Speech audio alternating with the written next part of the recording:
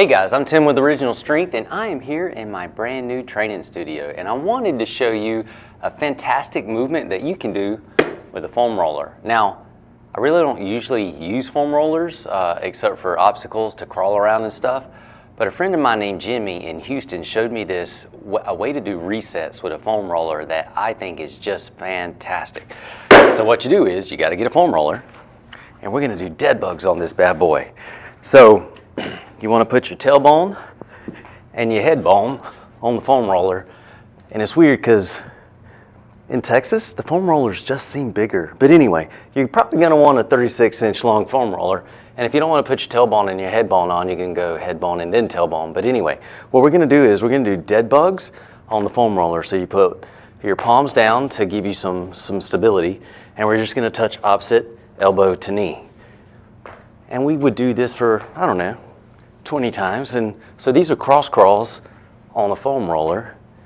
20 times is good, 20 touches is good. And then we can do dead bugs. And that would look like this. You still keep the palm down on the floor to give yourself some stability. And you lower opposite limbs down together. Now this is good for your brain because we're doing contralateral limb movement. But what's really cool about this is it's good for your spine. So after you do 20 cross crawl touches and 20 dead bugs, you can just roll off the roller and just lay on the floor, and it feels like your body just sinks down into the floor. It feels amazing.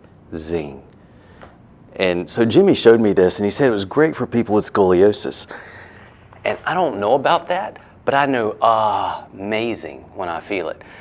And it just feels good. And you know, it feels good to feel good. So if you've got a foam roller, give that a shot. And if you don't have a foam roller, this feels so good, it may be worth getting yourself a foam roller, a 36-inch long foam roller or a Texas-sized foam roller.